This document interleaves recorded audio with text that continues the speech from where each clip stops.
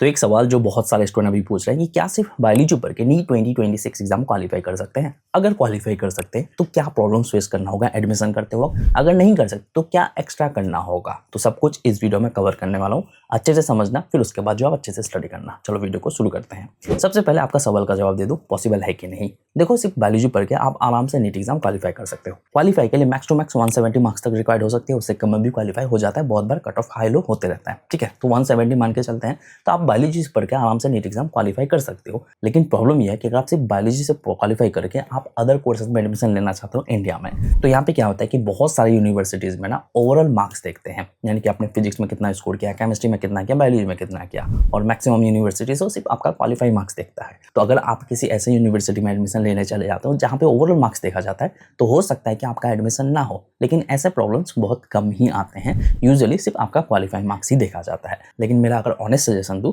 तो आप फिजिक्स और केमिस्ट्री में भले ही एक क्वेश्चन सॉल्व करके आओ, बट आपको जो कुछ एक्स्ट्रा मार्क्स लेके आना है, जिससे आपका जो वैल्यू थोड़ा बढ़ जाएगा। सेम चीज अगर आप आउट ऑफ कंट्री से एमबीबीएस करना चाहते हो, तो वहाँ पे भी बहुत सारी यूनिवर्सिटीज हैं जहाँ पे ओवरऑल मार्क्स देखा जाता है कि तीनों सब्जेक्ट से रिलेटेड आप मार्क्स लाए हैं कि नहीं। और साथ ही साथ बहुत बार ऐसा सिचुएशन भी आ सकता है जैसे कि एक यूनिवर्सिटी में दो टाइप के स्टूडेंट अप्लाई किए, दोनों ने सिर्फ क्वालिफाई किया है और 200 मार्क्स लेकर आया है। एक स्टूडेंट जो ओवरऑल तीनों सब्जेक्ट मिला के 200 मार्क्स लेकर आया है, और एक स्टूडेंट सिर्फ बायोलॉजी से पढ़ के लाया है। तो यहाँ पे ना उस वाले स्टूडेंट को फर्स्ट प्रायोरिटी में रखा जाएगा जो स्टूडेंट ओवरऑल तीनों सब्जेक्ट मिला के मार्क्स लेकर आया है, और सेकंड में जो है आपको जो प्रायोरिटी में रख सकता है। तो इसलिए मेरा सजेशन यही रहेगा कि आप तीनों सब्जेक्ट मिला के ही मार्क्स लेके आओ, क्योंकि एडमिशन वगैरह में कुछ प्रॉब्लम नहीं होगा, हर यूनिवर्सिटी में आपको एडमिशन मिल जाएगा।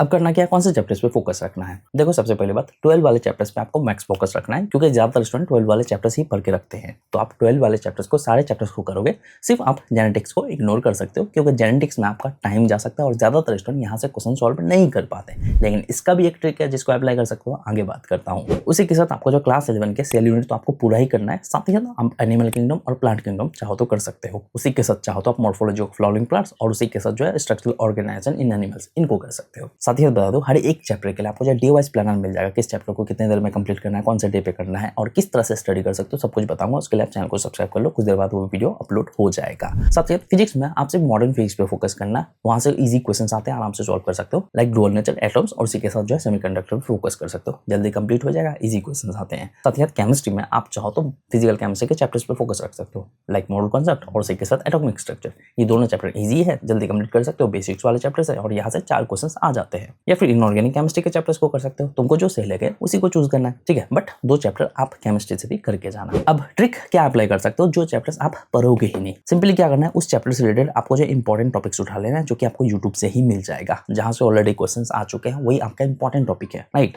साथ ही उससे रिलेटेड आपको जो इंपॉर्टेंट क्वेश्चंस भी उठा लेना है, दोनों ही चीज इंपॉर्टेंट है। सिंपली क्या करोगे, जो भी इंपॉर्टेंट टॉपिक्स है उससे रिलेटेड आप जो शॉर्ट एक्सप्लेनेशन देख लोगे और समझने की कोशिश करोगे, जितना समझ में आएगा, ठीक है। उसके बाद आप क्वेश्चन सॉल्व करने की कोशिश करोगे, ऑब्वियसली सॉल्व नहीं होगा, लेकिन वहीं पे आप जो है इंपॉर्टेंट क्वेश्चंस को करोगे। इंपॉर्टेंट क्वेश्चंस को आप सिंपली सॉल्व नहीं कर पाओगे, तो उसका सॉल्यूशन देखोगे, यानी कि आंसर देख के, उसका एक्सप्लेनेशन देख के समझने की कोशिश करोगे। हो सकता है कि उतना समझ में ना आए, तो सिंपली क्या करोगे, उस क्वेश्चन से रिलेटेड टॉपिक को जाके अच्छे से एक्सप्लेनेशन देख के समझोगे, रीडिंग मारोगे, हर एक लाइन को अच्छे से समझोगे।